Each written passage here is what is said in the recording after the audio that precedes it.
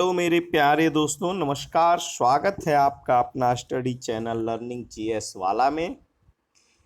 तो दोस्तों, आज हम पैडागोजी सीडीपी यानी कि बाल विकास के महत्वपूर्ण प्रश्न जो परीक्षा में 100% पूछे ही जाते हैं, उसका हम प्रश्न उत्तर में समझेंगे, देखेंगे और इसका गहराई से अध्ययन करेंगे। चलिए दोस्तों, बिना समय गंवाए शुरू करते हैं। तो वीडियो में आगे बढ़ने से पहले आपसे निवेदन होगा कि आप चैनल को सब्सक्राइब कर लें ताकि लेटेस्ट नोटिफिकेशन मिलता रहे। तो पहला मेरा प्रश्न है, रोंथरी के अनुसार शिक्षण शास्त्र का क्षेत्र है। रोंथरी के अनुसार शिक्षण शास्त्र का क्षेत्र है। तो शिक्षण शास्त्र का कौन कौन सा क्षेत्र है? उद्देश्य व लक्ष्यों की पहचान। आपको ऑप्शन दे देगा 4 और उसमें से एक नहीं रहेगा या इसमें से एक रहेगा, 3 नहीं रहेगा। तो इसको अच्छे से आप अध्ययन करें। तो पहला है उद्देश्यों व लक्ष्यों की पहचान। यह शिक्षण शास्त्र का क्षेत्र है रोंथरी के अनुसार। दूसरा है अधिगम पर्यावरण का आयोजन। दूसरा है अधिगम पर्यावरण का आयोजन। तीसरा है विषय वस्तु की खोजन एवं संरचना। तो रोंथरी के अनुसार शिक्षण शास्त्र का 3 क्षेत्र बताए गए हैं: उद्देश्य व लक्ष्यों की पहचान, अधिगम पर्यावरण का आयोजन, विषय वस्तु की खोजन एवं संरचना। तो ये 3 प्रकार को आप याद करिए। इसमें से चौथा नहीं है जो वही पूछ देगा। चलिए दूसरा प्रश्न चलते हैं। राष्ट्रीय शिक्षा नीति के अनुसार शिक्षण शास्त्र का प्रमुख क्षेत्र है। तो राष्ट्रीय शिक्षा नीति एनईपी, इसके लिए शिक्षण शास्त्र का जो क्षेत्र बनाया गया है, शिक्षा के औपचारिक एवं अनौपचारिक क्षेत्रों में सूचना का प्रसार। शिक्षा के औपचारिक एवं अनौपचारिक दोनों, ध्यान रखिएगा। राष्ट्रीय शिक्षा नीति के अनुसार शिक्षण शास्त्र का क्या प्रमुख क्षेत्र है? तो शिक्षा के औपचारिक एवं अनौपचारिक दोनों क्षेत्रों में सूचना का प्रसार ही शिक्षण शास्त्र का प्रमुख क्षेत्र है। शिक्षण शास्त्र के प्रमुख पक्ष हैं कितने? शिक्षण शास्त्र के प्रमुख पक्ष कितने हैं? तो वो 3 प्रमुख पक्ष बताए गए हैं। शिक्षण शास्त्र के अदा पक्ष से आशय है। ये 3 जो पक्ष बताए गए हैं उसमें शिक्षण शास्त्र का एक पहला पक्ष है अदा पक्ष। तो शिक्षण शास्त्र के अदा पक्ष से आशय है। अदा पक्ष से क्या आशय है? जो 3 पक्ष बताए गए हैं शिक्षण शास्त्र के। तो अदा, प्रदा। तो अदा से छात्र का प्रारंभिक व्यवहार। अदा पक्ष से क्या आशय है? छात्र का प्रारंभिक व्यवहार। अब शिक्षण शास्त्र के प्रदा पक्ष से क्या अभिप्राय है? शिक्षण शास्त्र के प्रदा पक्ष से क्या अभिप्राय है? तो छात्र का अंतिम व्यवहार। यहां से प्रश्न इसी तरह से 4 ऑप्शन देके पूछता है कि शिक्षण शास्त्र के प्रदा पक्ष से अभिप्राय क्या है? तो छात्र का अंतिम व्यवहार। और प्रदा पक्ष से और अदा पक्ष से क्या है? छात्र का प्रारंभिक व्यवहार। तो ये जो है निम्नलिखित में से कौन सा पक्ष शिक्षण शास्त्र से संबंधित है? तो 3 पक्ष अदा, प्रदा और अधिगम, ये 3 बताए गए हैं। कौन कौन? अदा, प्रदा और अधिगम, ये 3 पक्ष हैं, जिसमें कि अदा जो है छात्र का प्रारंभिक व्यवहार, प्रदा छात्र का अंतिम व्यवहार। निम्नलिखित में से कौन सा तथ्य अदा प्रक्रिया में समावेशित नहीं है?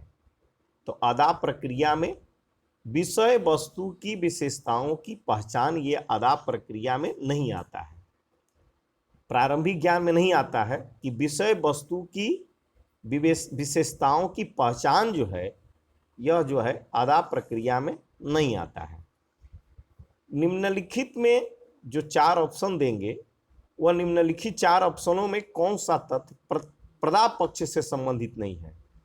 तो विषय वस्तु की विशेषताओं को पहचानना, विषय वस्तु की विशेषताओं को पहचानना, ये जो है अदा और प्रदा में नहीं बताया गया है।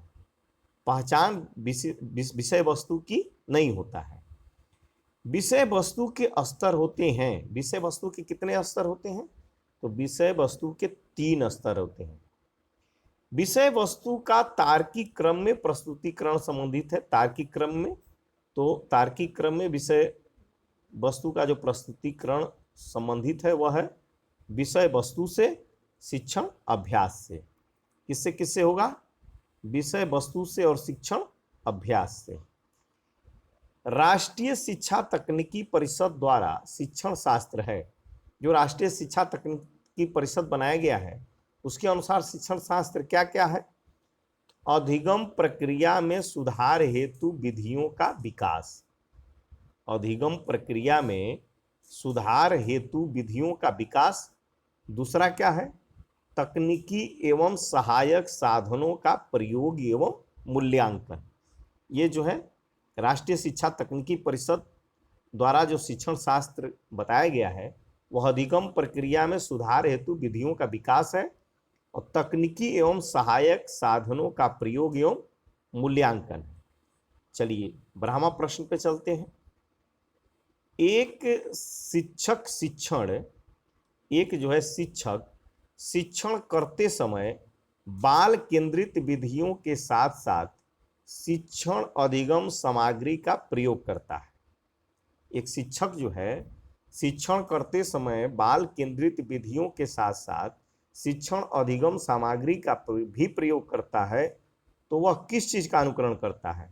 तो शिक्षण शास्त्र का अनुकरण करता है। किसका करता है? शिक्षण शास्त्र का। विज्ञान एवं तकनीकी के नियमों तथा नवीनतम आविष्कारों के शिक्षा प्रक्रिया में प्रयोग को शिक्षण शास्त्र कहा जाता है। तो यह कथन किसका है कि विज्ञान एवं तकनीकी के नियमों तथा नवीनतम आविष्कारों के शिक्षा प्रक्रिया में प्रयोग को शिक्षण शास्त्र कहा जाता है? यह कथन है एस.एस.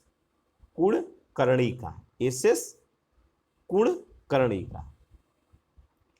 अब जो है आई.के. डेविस के अनुसार शिक्षण शास्त्र का संबंध है।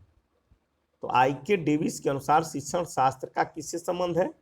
तो शिक्षण एवं प्रशिक्षण की समस्याओं से। शिक्षण एवं प्रशिक्षण की समस्याओं से जो शिक्षण शास्त्र का संबंध है यह किसका अकॉर्डिंग है? आई.के. डेविस। आई.के. डेविस। अगला प्रश्न है W.K. रिचमंड के अनुसार शिक्षण शास्त्र संबंधित है। W.K. रिचमंड के अनुसार शिक्षण शास्त्र संबंधित है किससे? तो समुचित अधिगम परिस्थितियों के निर्माण से। पहला, समुचित अधिगम परिस्थितियों के निर्माण से। दूसरा, शिक्षण अथवा प्रशिक्षण के लक्ष्यों की प्राप्ति से। और तीसरा, अनुदेशन के सर्वोत्तम साधनों की व्यवस्था से। चलिए आगे चलते हैं। शिक्षण विश्वास में निहित तत्व है। कौन कौन है शिक्षण विश्वास में निहित तत्व? शिक्षण में संलग्नता, शिक्षण में निष्ठता, शिक्षण में प्रतिबद्धता। ये जो है शिक्षण विश्वास में निहित तत्व है। शिक्षण में प्रतिबद्धता, शिक्षण में निष्ठता, शिक्षण में संलग्नता। निम्नलिखित में से कौन सा तथ्य शिक्षण अभ्यास से संबंधित नहीं है? तो शिक्षण अभ्यास में नहीं आता है क्या? शिक्षण वृत्ति में नैतिक मूल्यों का पालन। यहां से प्रश्न खूब पूछता है, 4 प्रश्न देके ऑप्शन दे करके नहीं रहेगा। तो इसमें जो है शिक्षण वृत्ति में नैतिक मूल्यों का पालन जो होता है वह शिक्षण अभ्यास में नहीं होता है। शिक्षण विधियों एवं शिक्षण सूत्रों का प्रयोग संबंधित है शिक्षण अभ्यास से। शिक्षण की विधि एवं सूत्र शिक्षण की विधि एवं शिक्षण सूत्र का प्रयोग किससे संबंधित है? शिक्षण अभ्यास से। पृष्ठ पोषण शिक्षण शास्त्र का सोपान है क्या? तो पृष्ठ पोषण शिक्षण शास्त्र का सोपान है, तो यह अंतिम सोपान है। पृष्ठ पोषण शिक्षण शास्त्र का अंतिम सोपान होता है पृष्ठ पोषण। शिक्षण शास्त्र का प्रथम सोपान क्या होता है? तो शिक्षण शास्त्र का अंतिम सोपान जो है पृष्ठ पोषण होता है, और प्रथम सोपान जो होता है वह शिक्षण अधिगम प्रक्रिया का विश्लेषण होता है। शिक्षण अधिगम प्रक्रिया का विश्लेषण होता है। शिक्षण अधिगम प्रक्रिया शिक्षण शास्त्र का पक्ष है, तो कौन सा? शिक्षण अधिगम प्रक्रिया जो है शिक्षण शास्त्र का मध्यस्थ पक्ष है। शिक्षण अधिगम प्रक्रिया शिक्षण शास्त्र का मध्यस्थ पक्ष होता है। पर्दा शिक्षण शास्त्र से कौन सा पक्ष है? पर्दा शिक्षण शास्त्र का तृतीय पक्ष होता है। कौन सा? तृतीय। और अदा जो है शिक्षण शास्त्र का कौन सा पक्ष होता है? तो प्रथम पक्ष होता है। अदा प्रथम पक्ष और पर्दा तृतीय पक्ष होता है। सुसकरात को एक शिक्षक के रूप में स्वीकार किया जाए तो आप उसे मानेंगे? सुसकरात को एक शिक्षक के रूप में स्वीकार किया जाए तो आप उसे मानेंगे जन्मजात शिक्षक। क्या मानेंगे? जन्मजात शिक्षक। शिक्षण शास्त्र के अध्ययन से शिक्षक को ज्ञान होता है।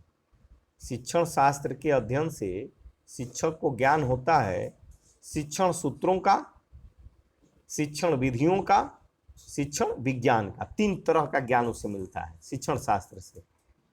शिक्षक को 3 तरह का ज्ञान मिलता है, शिक्षण सूत्र का, शिक्षण विधि का और शिक्षण विज्ञान का। शिक्षण शास्त्र में विश्लेषणात्मक शिक्षण संबंधित है। तो विश्लेषणात्मक शिक्षण संबंधित है कलात्मक पक्ष से एवं वैज्ञानिक पक्ष से, दोनों से, कलात्मक पक्ष से एवं वैज्ञानिक पक्ष से शिक्षण शास्त्र में विश्लेषणात्मक शिक्षण संबंधित है। आलोचनात्मक शिक्षण को शिक्षण शास्त्र के किस पक्ष से संबंधित माना जाता है? तो आलोचना को जो है माना जाता है कलात्मक पक्ष की ओर से। आलोचना किधर माना जाता है शिक्षण शास्त्र में? तो कलात्मक पक्ष माना जाता है। शिक्षण शास्त्र में प्रभावी शिक्षण अधिगम प्रक्रिया संबंधित है। तो प्रभावी शिक्षण अधिगम कलात्मक एवं वैज्ञानिक पक्ष दोनों। प्रभावी शिक्षण जो है अधिगम कलात्मक एवं वैज्ञानिक पक्ष दोनों माना जाता है।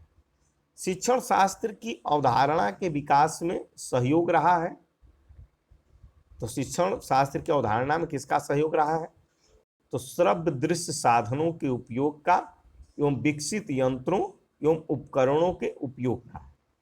तो शिक्षण शास्त्र की अवधारणा के विकास में जो है श्रव्य दृश्य साधन, मूक बधिर को पढ़ाने के लिए, एवं विकसित यंत्र जो अच्छे से पढ़ाया जा सके, एवं उपकरणों का उपयोग जो है सहयोग के रूप में रहा है।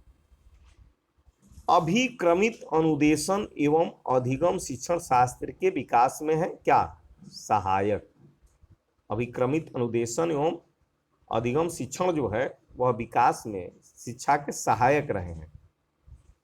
शिक्षण शास्त्र की प्रकृति कैसी है? तो कलात्मक है, वैज्ञानिक है और तकनीकी। ये 3 तरह से शिक्षण शास्त्र की प्रकृति कलात्मक भी होती है, वैज्ञानिक भी होती है और तकनीकी से संबंधित होती है। तो दोस्तों 30 प्रश्न जो सीडीपी बाल विकास से पूछे जाते हैं उसके दृष्टिकोण से यह जो है एक्सेप्टेड क्वेश्चन को छांट करके बनाया गया है। यह परीक्षा के लिए काफ़ी इम्पोर्टेंट और उपयोगी होगा। तो दोस्तों वीडियो पसंद आया है तो लाइक करें एवं चैनल को सब्सक्राइब कर बेल आइकन को दबा दें। Thanks for watching my video दोस्तों।